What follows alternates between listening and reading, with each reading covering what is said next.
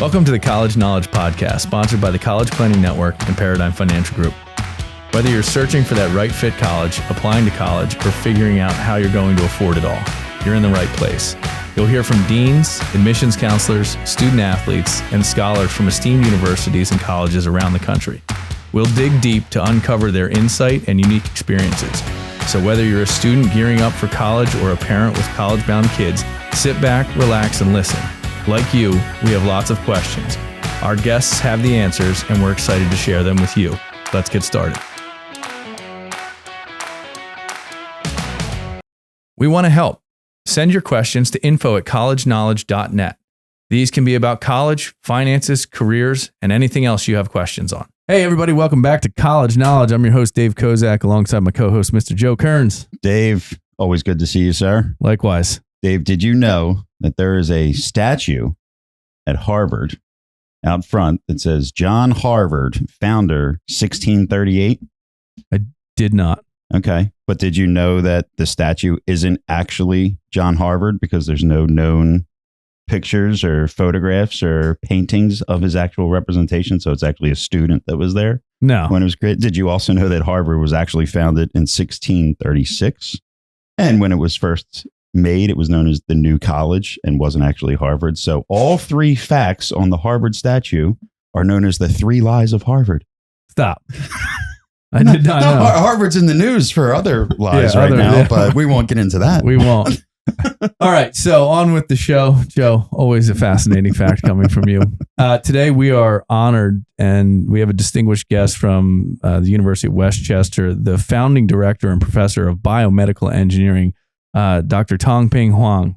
Welcome to the show. Thank you for inviting me. Absolutely. So this is new territory for us because we're not just talking about a program that exists. We're talking about a program that was created, and you're one of the founding directors of the program. So take us back to how it came to be and when it started and what was the catalyst behind it. Yes. So I'm glad to be here and meet you guys here, and very happy to introduce the biomedical engineering at Westchester University. This is a new program at Westchester University, and at that time, it's the only engineering program at this university. Okay.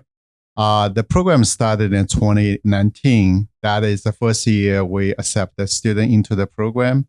By 2023, we have a first graduate group about 15 students. Mm-hmm. This is more about the expansion of the university from traditional teaching university, or first of all, I think it's more like develop into the comprehensive university. So they started engineering program in 2018. And then we started accepting students in 2019. Yeah. So in this, is there a certain amount of engineering programs Westchester is trying to get to, or is this like the trial run? How do you look at it? Yeah, I'm not part of this initially because I joined the Westchester University in 2018 and started a program. But what I heard that they have a lot of discussion about what kind of engineering they want to start with. And they visited a lot of places and found out that biomedical engineering is the best fit for the university because there are several kind of factors. And one important factor is because in this kind of like quarter of the I-95, there's so many biotech company and also pharmaceutical company enriched in the New Jersey and the Pennsylvania and the Philadelphia area. Yeah. So it's a very good place for students graduating from the program and find a job easily in this area.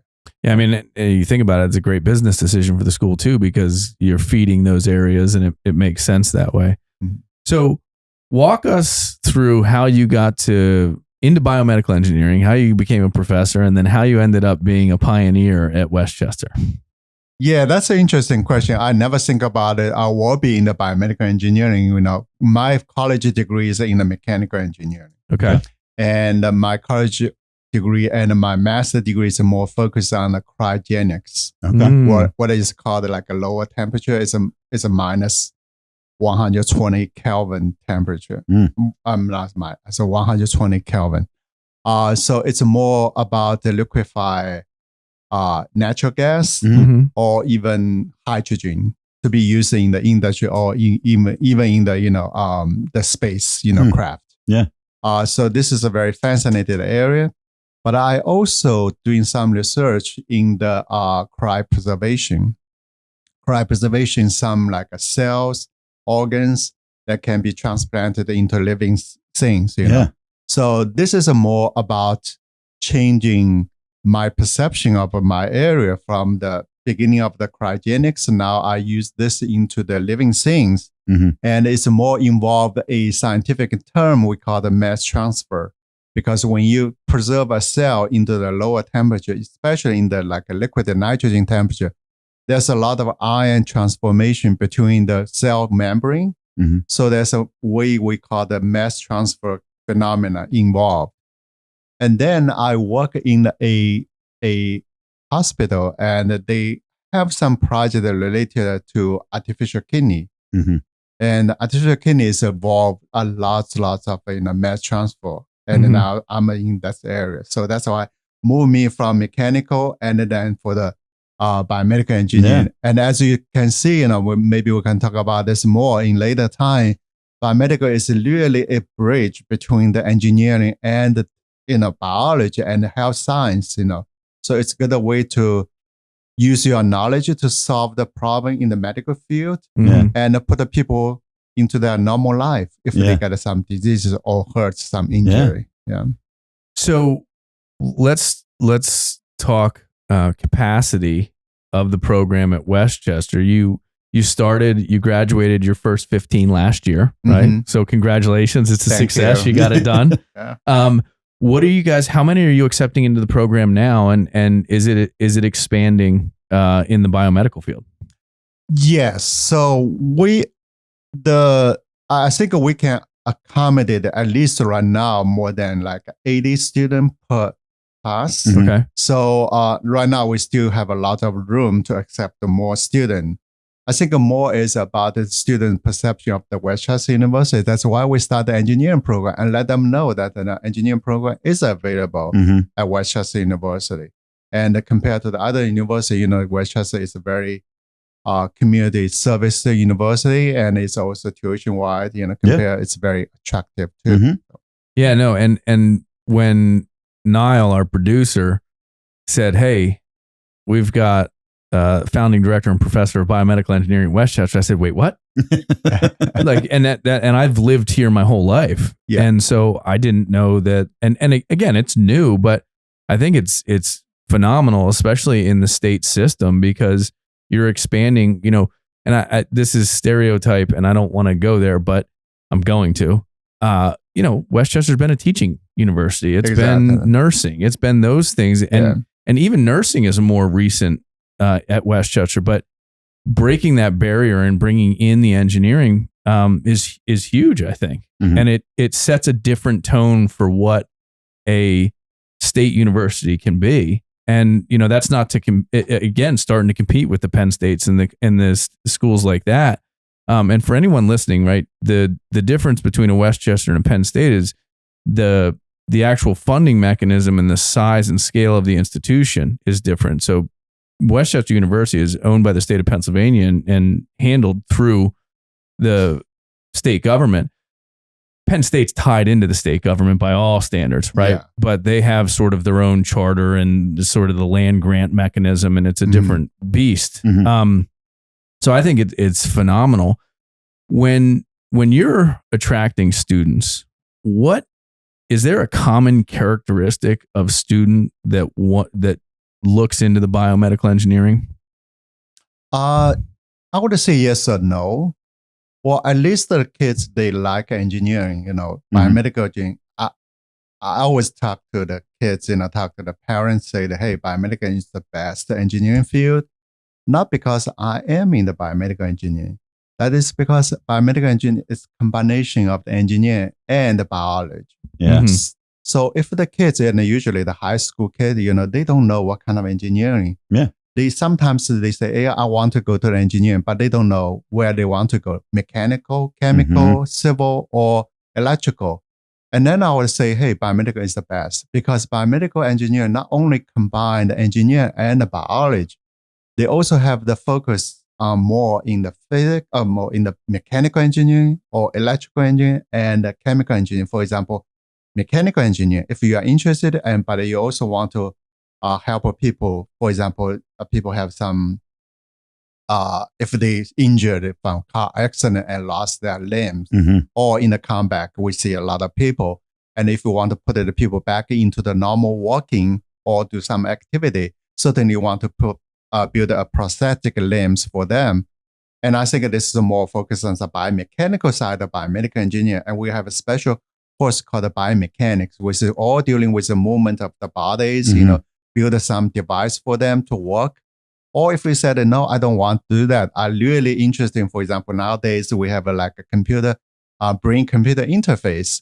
So this is a more like in the biomedical engineering, but focus on electrical side of biomedical engineering. Yeah. So the kids, oh yeah, I want to build this unit in an electronic unit, or I can build some sensor so they can sense the signal from the brain, and then use your brain to control, everything. They even can control, for example, I did one kind of a senior design project before, and I teach the student how to use your brain to control the remote, toy car to moving into the different direction instead of using remote. You're just thinking, turn right and turn left, and the car will turn left and turn right for you. Wow. So it's very fascinating for the kids. They are interested in the electrical side of biomedical engineering. Or some kids say, no, I don't like at all. I just want to build some cell and a tissue to help people, for example, if you get burned from severe injury or even from a combat, okay, and produce some artificial skin so you can cover the burning area. This is more related to chemical side of biomedical engineering. So that's what I said. It's not because I am in the biomedical engineering. It's more like a biomedical engineer can related to all engineering discipline. Probably not too much in the civil engineering per se. Okay. Yeah. So I noticed that, we talked about the 15 that graduated, and I think the first class was 17 enrollments. So an 88% graduation rate, right? Which is pretty phenomenal when you think about a program that's just starting. Yeah. And I think we're now at 80, it's increased every year, the enrollments up over 80 now. So I think part of it is, if you're a student, if you're a parent, and let's just say you are interested in biomechanical or biomedical, sorry. I know that there might be some concerns to say, well, they just started. Maybe they're not as good as the school that's been doing it for a whole, number of years. They have kind of the reputation. Is there anything that, like a school that like Westchester, when this thing gets started, that whether it's some type of scholarship, like, hey, we're trying to attract students away from other schools that exist, or is it just simply, hey, come and see us, come and see what we're about, and you'll see that this truly is a better fit than maybe a Drexel or, Dave's mentioning Penn State. I was always curious about when a program starts. Well, how do you attract students, right? They might not even know about it today, but obviously your numbers have increased year over year, the enrollments. How is that done? I think this is a really good question, and I can understand from your point of view in the financial, support. I don't know exact. This is more towards to the admissions and the university policy, but I can clearly see there is some kind of incentive for the student coming into the university in terms of supporting them financially. We also have two distinguished scholarship available for students to apply. Okay. And especially a scholarship for freshmen. And it's sponsored by West Farm Services, which is a company very close to Westchester. And we also have a scholarship in the middle of sophomore or something apply. And that's called Lei and Sang Lee a scholarship for biomedical engineering. But I think more attractive to the student, to the Westchester is, first of all, Westchester is a very lower tuition compared to the other university, and especially the tuition cost across the board is the same. Sure. Which also means apply for the engineering. And the second is we have a, great facility. We have a new buildings and a new, laboratory and plenty of the space. So the kids not only just come to the university studying in the classroom, and especially for kids in the engineering, they want a hands-on activity. And those provide a lot of, chance for the student. Either they want to do something by their own, or they can go with their professor doing some research in the space, because we are small program so far right now, but we have a lot of space, and we have a, state of art, new program, new equipment, facility available for them to play with. No, I like it. Yeah, I mean, that in its own right is like when you build it's a modern space, right? I mean, not a modern space, it's a modern discipline, right? This biomedical engineering is a relatively new offshoot of engineering. And we say relatively new. I mean, you figure out the timetable, but when you come in 2018, 2019, all the equipment you're buying is state of the art right then and there. So you're up to speed. You've got the most the most modern equipment and labs and all that. Construction has changed over time. We've gotten better at every single facet. So I think there's a great appeal to that. And I think the other thing too is in a small program, right? You're not battling for space and time in classes. So like in some of those bigger programs, you don't hit those labs until junior and senior year because they just don't have the capacity to do it. Yeah. So I think that's very cool.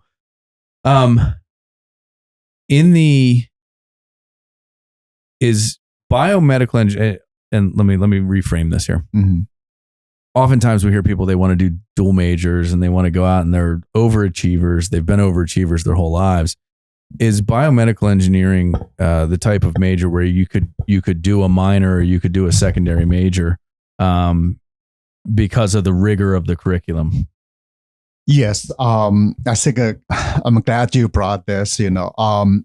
We are always encouraging students to get a minor, but for engineering, and not only just biomedical, but I think especially for biomedical engineering, it's just like you said, biomedical engineering is very new compared to traditional engineering like a mechanical and a chemical. They probably started with the Industrial Revolution. Biomedical, don't take it right. I think I just estimate it's about like a 1930 to 40 just started. People realize there's an engineering discipline that we need to explore. So that is also turned out there's an opportunity for people to explore this new area and find something that can be turned into the product. So I always encourage the student, if you are in the engineering, especially in the biomedical engineering, either take a minor or take a major in the business. Because that way, you know how the companies operate, how to transfer the technology into the product and put it in the market. And if you have an engineering background, especially in the biomedical engineering background, and you also know the process of commercialization for the product, you will be very successful. So always encourage a student to do this. Yes, the curriculum is rigorous compared to the other, major, but students always can find their time, and the minimum they can, take a minor either in the business management or marketing or economics. And I tell the story all the time. So I've worked with thousands of families across the country in this. And if you think about, I don't know how many engineers there are out there, but there's a lot of engineers in a variety of disciplines. The ones that I've seen that have the highest paying jobs are the ones that are in sales or in the business side of it. So they mastered the discipline of engineering, but then they also communicate very well. They can sell, they can, coordinate emails, they can bring jobs together. And so those people are always coveted because when you create that business degree, you're going to be forced in the communication environment to some extent. And those that can take complex things and explain them simply are the ones that are extraordinarily successful. Because they have an engineering background. So it's the best person to explain, the product or even using the product. That's awesome. So you have some areas of research that I'm fascinated by. The first is artificial organs. And so point blank question, how artificial are they?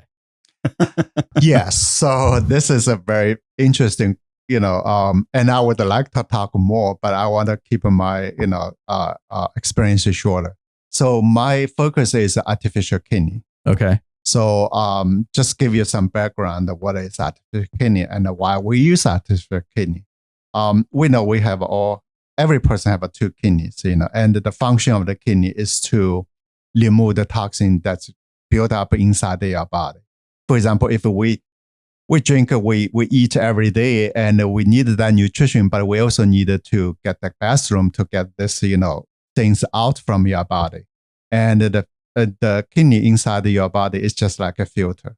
So you can filter all the things and separate the good things and the bad things. And the bad thing we usually call the kind of toxin, which is not kind of a poison we think about toxin. It's a toxin related to some ions or something that build up in your body.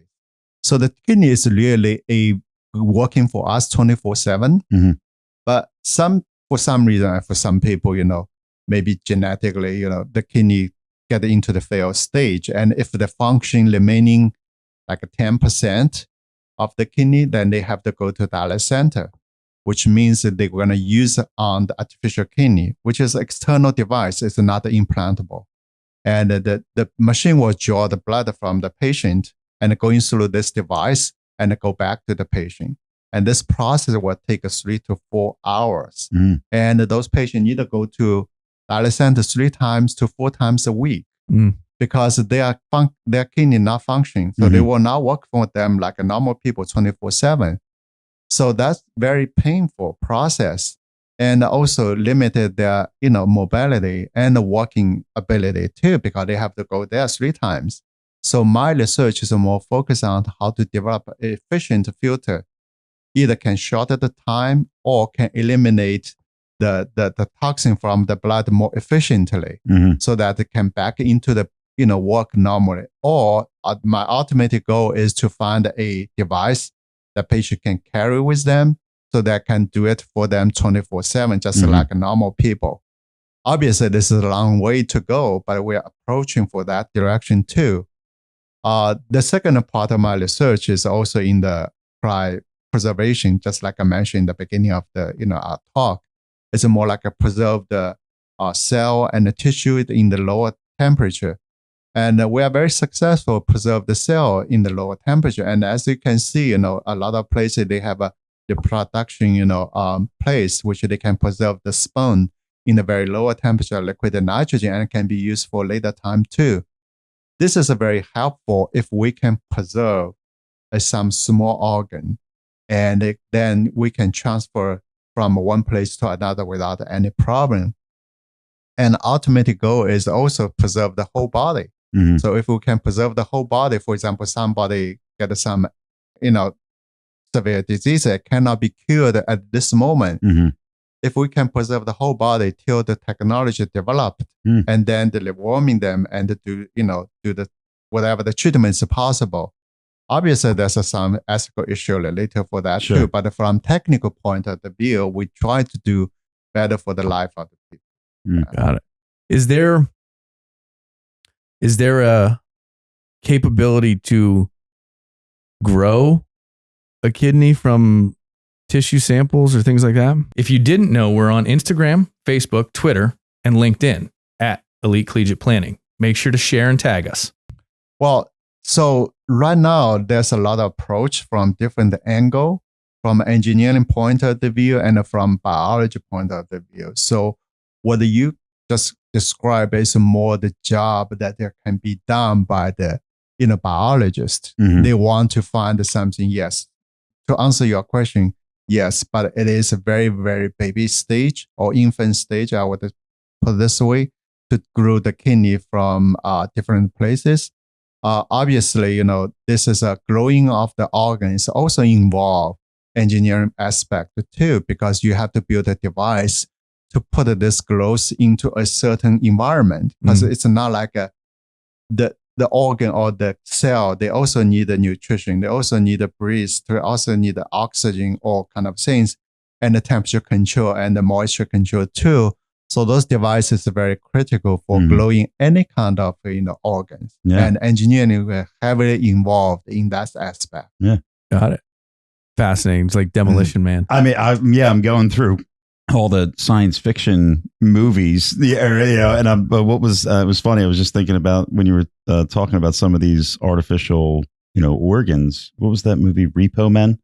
Where people put a down payment on like a liver, and then if they don't make payments, they have somebody come and take the liver back. But I'm picturing all the, some of the things, and then freeze it, there's a movie about the freezing whole body. I couldn't remember exactly. Demolition Men. They do it to criminals, to serve out terms, But it's we're talking science fiction here. It's reality. Well, and it's fascinating. You go back to what you can dream. It's not a matter of whether it can happen. It's a matter of how long it takes to get to that, right? So all of these things have been science fiction until we start to work on them, and our technology and our capability catches up to it, which is amazing. I have to drop in a bad joke here. I'm sorry. No problem. Yeah. So you've constantly heard, I'm sure, parents have said, well, how am I going to pay for college? Right? I guess I'll have to sell one of my kidneys. Well, in the future, it'll be like, oh, I'll have to have my son make artificial kidneys that he can sell to pay for college. Sorry. Sorry. No, you're good. So in the cryogenics, right? I hear about it all the time. Someone's on the list, the donor list, and they're looking for a kidney because their kidney has failed. Mm-hmm. How successful are the kidney transplants today? And I don't know if this is in the realm or not, but I imagine if you have a kidney coming out of one person and somewhere, it's got to travel to the other person unless they try and do it in the same room at the same time. I have no idea how that works, but how successful are those? Yeah, I'm a more in the engineering oriented. Mm-hmm. So this is a more like a biologist, the thing that they should be keeping in mind.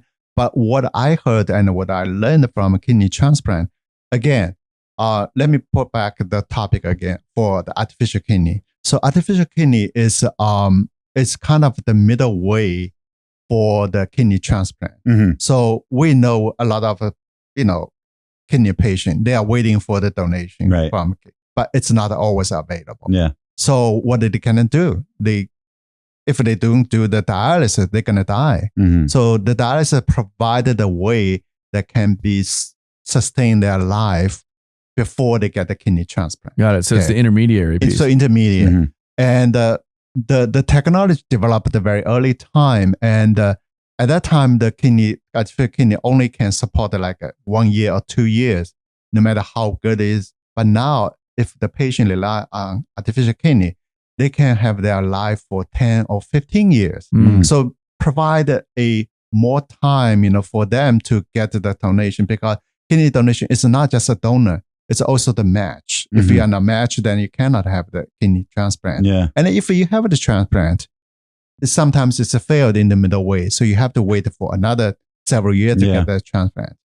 Go ahead. With the cryogenics, I guess what's going through my head and kind of mm-hmm. talking through some of this, like I know I'm an organ donor, right? And I don't know how it works. I mean, it's just, I know, hey, if I passed away, if I can help someone else later, great. But is it now potentially possible with the cryogenic side that, okay, if I'm an organ donor, they take everything and freeze it because it may 5-10 years be a match for someone.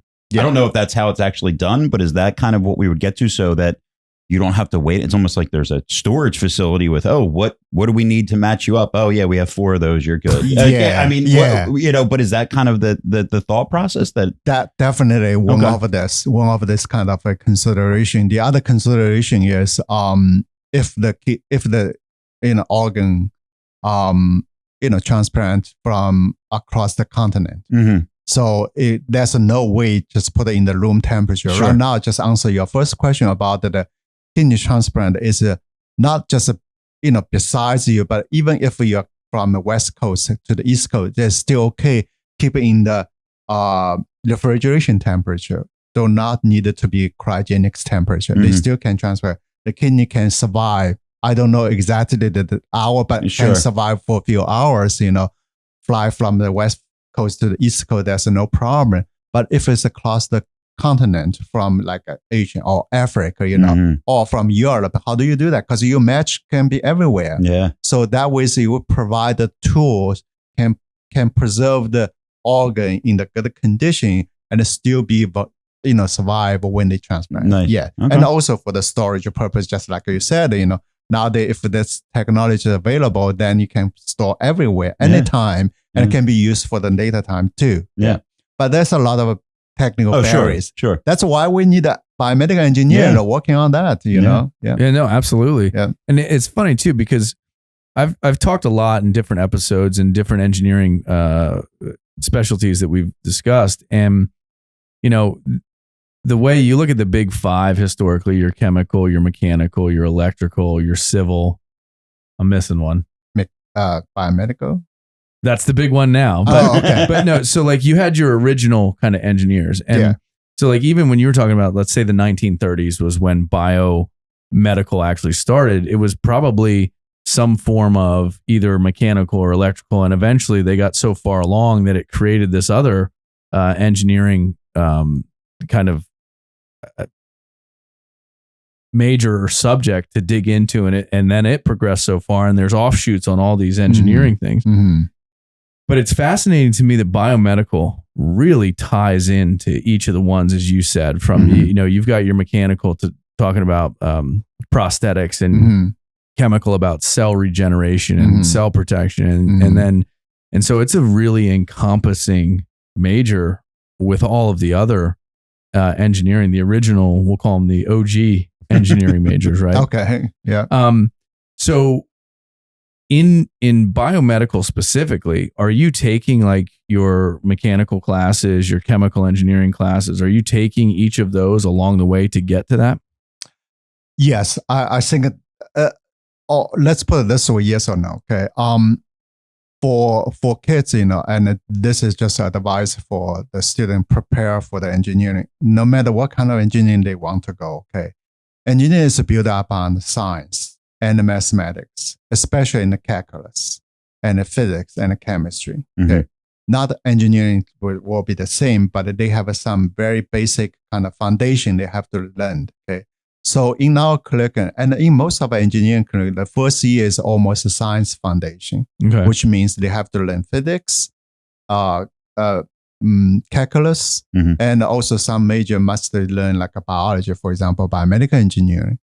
And the second year, which is sophomore year, student more build up on the called foundational engineering course, like statics and dynamics. So those courses are very across the board in every university, almost the same, no matter what kind of engineering discipline they are going to. For biomedical engineering, because every university has a uniqueness, some based on the research, some more focused on the electrical side, some more focused on the mechanical side, or some more focused on the chemical side of biomedical engineering. For Westchester University, we consider our student graduate to go to the industry most for the student. So we prepare them in all aspects. So we teach them biomechanics, by instrumentation, which is more related to the electrical side, and by transport, which is more related to the chemical side of biomedical engineering. So we're not just simply teach them the pure mechanical course. We combine the mechanical contents with application in the biomedical engineering field. And that's why we call it biomechanics. But they all build up at the foundation, the engineering foundation courses like statics and the dynamics. Okay. Yeah. Awesome. So you, and I think that, I mean, to me, that sounds like the most well-rounded version of it, because you get exposure to all, and you may end up liking one particular subject the best, and that may be what you pursue. Exactly. But you've got the exposure across the board. Yeah. And so in the graduate, well, first of all, is it a 4-year or a 5-year at Westchester? 4-year. It's a 4-year. Yeah. Okay. Well, it's going to be an intense program for sure. Yeah. What types of jobs are your students getting and looking at, industries as well, everything else, right? Because I mean, biomedical, it sounds like it's purely medical, but I mean, there's obviously all kinds of offshoots to that. Yeah. So good news for us and to hear for that too is we've graduated 15 students.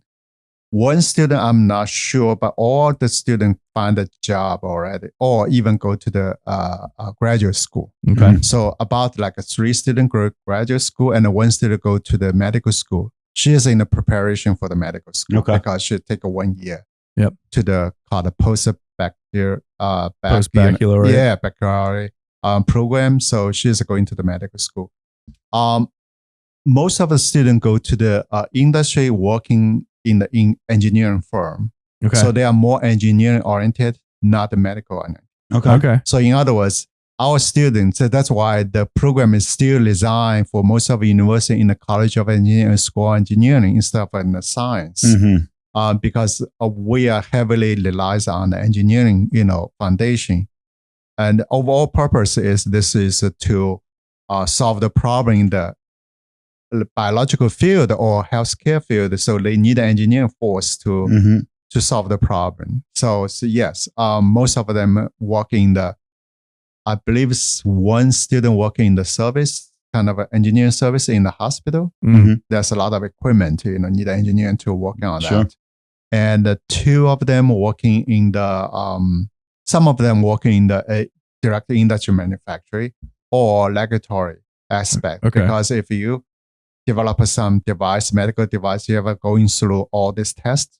And you have going through FDA approval process, and they needed to know all this regulatory aspect of that knowledge. Got it. Yeah. Which is a whole nother offshoot that regulation and regulatory stuff is a big deal too. Yeah. Getting to graduation, I mean, I know a lot of engineering programs have, co-ops. We typically hear that. Are there any co-op opportunities? Is internships a major factor that you see for your students? Well, what does that look like at Westchester? Yeah, so that's a good question too. In this region, some university they have a co-op required, and for those universities, certainly you have to spend 5 years because of a co-op. So we are not requiring co-op, but we strongly encourage a student to do co-op or especially internship during the summer. But they can gain lots of experience through this kind of opportunity. And also there's a program provided by for example, National Science Foundation. They just apply specific for undergraduate in the research in other universities, so they can gain some hands-on experience in the laboratory. So we have a industrial kind of advisory board, and these people not only provide guidance for us to develop some new curriculum or new courses, or we got top of the front to say, hey, this is software we're using, could you put it into the curriculum or teach the student to use? We also establish a very good network with them too, so they have some opportunity to provide for our students, either going to the interns or in the future work, job opportunity. Yeah. So I know Dave was talking about the kind of the pathway, and that you're going to get a very well-rounded education in the different fields. And then if you find a passion for that, so let's just say it is someone that entered the field and the electrical side and the activity of the brain, and how you explain that is amazing, controlling a car with your brain. Yeah. And that is the piece that they want to pursue. Can they get that at Westchester, or is that a senior year? Like, that's my focus, or would it be, I have to go to graduate school for that specific focus? What does that look like? Okay. Yeah. So to answer your question, we have to look at our curriculum. So our curriculum is mostly focused on the three aspects, which I just mentioned: the biomechanics focus, bioinstrumentations, and cell and tissue engineering, which is very popular, in these three areas. So on top of this, we certainly encourage the student to get a chance either go through interns or research with the faculty who are in this area. Okay. And we have 4 faculty. We almost cover all these 3, area very well. Yeah. And the third piece of this for training the students is during the senior design project. So student can choose or pick the project which has a varies area. Some is related to electrical side.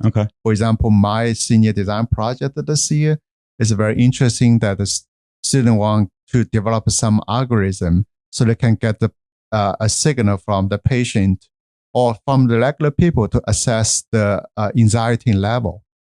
And those kind of things are very useful in the college student or among the athlete, in the football place, or in the any kind of sports. Yeah. We want to see, how the stress developed and how we can prevent this happening, for people suffering from this kind. So we have kind of like developed some device which is already there, and then we can attract the information from those devices and put it into the A algorithm, and then we can assess different levels of stress for that. So this is a more like an electrical side. You need to know the device. You need to know how to use it. And also computer science also involved, data analysis, develop some algorithm for that too. The other, for example, some students say, hey, I'm more, rely on mechanical side. So last year, the senior design project is about a small device that can be put into your mouse to measure the biting force for each individual tooth instead of like a whole bunch of. Okay. So this will give the estimation or give the dentist, how to treat the tooth, if it is needed to be replaced, which we call tooth implants, right? Yeah. Or need to just conservatively treat it with a drug or something like that based on the force that show up in the device. So it's all that is kind of bigger piece for the student. They can kind of like find a place that they are interested. Maybe kids are always change. Maybe after this, they feel, no, I don't like this. I want to change. That's fine too. Yeah. But at least they have the chance. They can, realize what they want to do. Yeah. I love it, man. I love it. I think this is phenomenal stuff. And I think, I give credit to you for taking on. That's a big task to take on, create an engineering program. And it sounds like you guys have been very successful at doing so. And I wish you nothing but luck. I don't have any final questions. I'm sort of just soaking it in. I'm a sponge today. I'm loving it. No, I think that probably just my last question is for those, and I won't necessarily say high school seniors now. I think we're a little late in that, it's February of senior year. So I think, but for those students that are juniors, sophomores, maybe even freshmen, if they are thinking, they listen to this episode and they say, hey, I think this might be a field I want to get into. I might want to visit Westchester. Any advice for students that may be wanting to add Westchester to the list, what they should compare when they're looking at different schools, if this is a field that they would want to go into? Any advice for them? Yeah, I think the one advice, and you just mentioned visit in the university, and Westchester biomedical engineering, it's always open to any student that are interested in the biomedical engineering. They can set up a time with us, go to the laboratory. We can tour the lab with them, or they even want to set it in the classroom. We can arrange for that too. Great. In terms of preparation for the biomedical engineering, I think the most important is you have to realize the engineering courses in the curriculum. I would say if you are interested in engineering, certainly you want more focus on the calculus or even the basic calculus. Some high school, they offer pre-calculus. I would strongly encourage a student to take those. Okay, and some university, some high school I know in this area or some other area, they are not offering like a physics or even sometimes a chemistry. So you need to focus on that too, because those are the preparation for you to enter the college. And we also have a placement test for the math. Okay. So you really don't want to place your math class in the lower level. It not necessarily mean you are not good at the math. It just means that you are not prepared well yet. So if you are placed in the lower level, then you either catch up in the summer in order to move forward, because engineering is always require a lot of prerequisites. Sure. And if you miss one step, you're going to miss the whole thing. Yeah. And it maybe delay your graduation too. So that is the advice I really wanted the student to prepare for that. And especially you said it's too late for the senior. I don't think it's late. Let me tell you why. Because we have a placement test. Yeah. And I have two kids I know from my experience that during the senior year, they are very, very relaxed. They are not put the textbook in front of them, But keep this in mind, during the summer, you have to do the placement test and just, keep the textbook with you if you have a time to read it, and bring you some memory that will help you to place your test in the advanced, or at least, the right place for you to start with the engineering program. You don't want that senioritis to stick, to sink in too much, right? Yeah. I don't know anything about that. So a couple of good points I just want to reiterate that I heard. First, obviously, if you're going biomedical, make sure that your math is up to snuff, that you're doing the curriculum in high school, that the hardest curriculum you can. And physics and chemistry are a huge part. So don't skip over those when you get to choose the science class that you're taking. Yeah. Don't just decide, oh, I'm going to take earth sciences again because I got an A last time, right? You got to push yourself in those. And then last point that I'll make, which is I got an open invitation in this podcast to go visit, to see the lab, to experience a class. Take advantage of those things because not every school will do that. Not every school is going to bring you on the campus and show you what they've got to offer. And so if you're interested, go see it, make an appointment, come in and check it out. So awesome stuff. Yeah. And also I just want to add one more thing, so especially for biomedical engineering. If the students are interested, they can take some biology. Yeah. It also will help them to start with this major. Sure. Yeah. Biochem physics. Got to understand biochem physics. And the math. And the math. Calculus. Get to calculus. Get to the calculus. All right. Awesome. Well, this has been enlightening. I love it. Congratulations on the success. Congratulations on what you're doing at Westchester and your first graduating class. Thank you. This has been College Knowledge with Dr. Tongping Huang from Westchester University. Thank you very much. Thank you for having me. Absolutely. This was fantastic. Thank you. Thank you guys for being a part of College Knowledge. Just a reminder, if you're sending your student to school, visit elitecollegiateplanning.com for free resources and to book a free consultation.